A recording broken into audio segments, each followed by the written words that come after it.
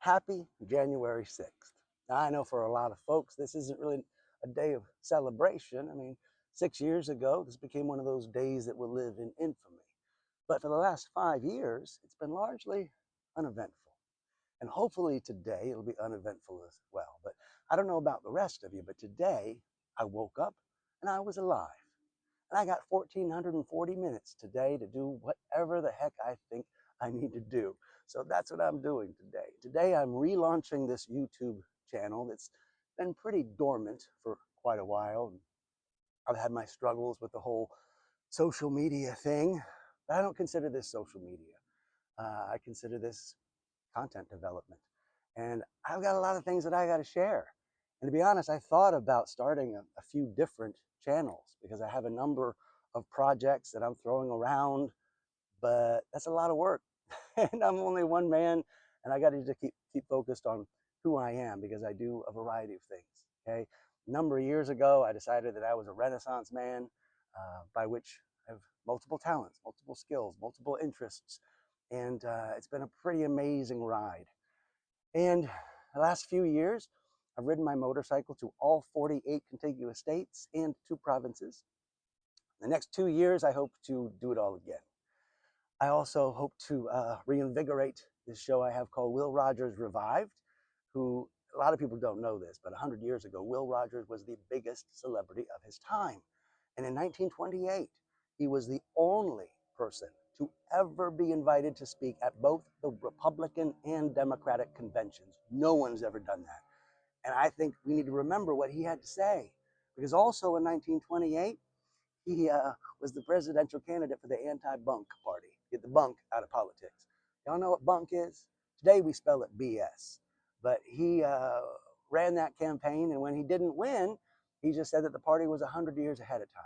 So 2028 is coming up, and I see this opportunity to run for president under the anti-bunk party.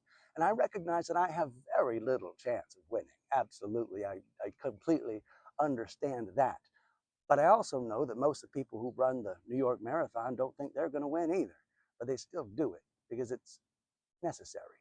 And this year, in just a few months, just under 7 months actually, we're going to be celebrating the 250th anniversary of the birthday, you could say, of the United States of America, this wonderful country that we all love. And it's going to be quite a celebration. But it's also going to be a time of a lot of contemplation because we need to think about what the future of this country really looks like, or if it has a future at all. Because I can say I'm going to run for president, but I don't know if we're going to have a United States of America in 2028, to be honest with you. And I also don't know if we should. I think we uh, have this average um, lifetime of world power, such as ours, is 250 years. And so we're hitting that mark right now. And we get to see what's going to happen here and how much control we have over this. And if we're actually going to have a democracy or authoritarian dictatorship or whatever. So it's going to be a very interesting few years here. And so I intend to get out there and do my Will Rogers Revive show as much as possible. And I'll give you the lowdown on it now. As he, 100 years ago, made fun of both the Republicans and the Democrats and the Congress and the president. And he could make jokes about all of them. And he had such a good-natured spirit. He was a man who said, I never met a man I didn't like. And everyone loved him, and he loved everyone else. And they could laugh right along with his jokes. And for me, bringing this show to America right now, the gist of it is we need to love each other, y'all. We are all neighbors. We are all in this together. And this last year, I took a much more solitary journey this last year. The first 4 years, as I was riding through various states every summertime, I would stay with friends and with family and people I met through couch surfing. And then this last year, I worked as a house sitter and a pet sitter. And so I had longer stays, but it was just me and dogs usually. And during this last year, I wrote 2 books, 2 more books. This is I think, 13 books that I've written now. Hardly anybody has read them, but I wrote them, and they're there. They're available. But these next 2, I think we're going to get a lot of readers on them.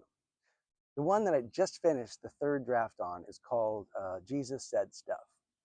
And for me, I was brought up loving Jesus. You know, I was brought up in the Lutheran church and just had an affinity for the guy, the way that he operated, and I felt a real connection with what he had to say and who he was, and his idea of love and loving God and being forgiving and all of that beyond the miracles and the death and resurrection stuff. I liked just who he was and what he had to say. And I got a little older and I got into evangelical Christianity. And yeah, I'm not an evangelist. I'm not an evangelist. I never felt called to that. But, um, you know, evangelical Christianity doesn't have any other kind of training. They don't train you how to be a prophet or a healer or a teacher or a miracle worker or anything like that. They only train you how to be an evangelist. So eventually I found that there was a lot of things about what I now call Roman American Christianity, as it has come to be, that I had a lot of problems with. And for many years, I wandered literally, hitchhiked cross country, trains across the country, and ran from God because he was associated with this whole Roman American Christianity thing, which I didn't want any part of. It seemed so hateful to me. And in recent years, Jesus has been tugging my heartstrings again. And so this last year, I went through the four Gospels and I wrote down every single word Jesus said. And I compared them through the Gospels and I looked at the deeper meanings behind them. And I looked at how Roman American Christianity has been trained to see those words and share their message. And you know, recognize that a lot of what Roman American Christianity has to say is about Paul, who has more words in the New Testament than Jesus Christ does. I had an issue with that. But anyway, I was celebrating the words of Jesus, and I'm going to be sharing those here. So I thought about starting a channel that says, you know, just Jesus said stuff, but that's just too much work to start all these different channels. I'm just only one man, and I got a lot of things to share, and so I'm just going to do that all right here. So I hope you all can bear with me, and we'll get through that. And let's see, what else do I got going on? I also have a lot of songs and a lot of poems. I'll be sharing those kind of things. And yeah, I am just very grateful for the journey that I've been on. And this brought me to here. Because the other book I wrote last year, which is still not published, also on the third draft, has been finished, but I've got to go do a fourth. It's called The Unbroken Path. Because although my path started in Christianity, and a lot of people's paths are in Christianity and follow that route, there are a lot of other ways of understanding the world.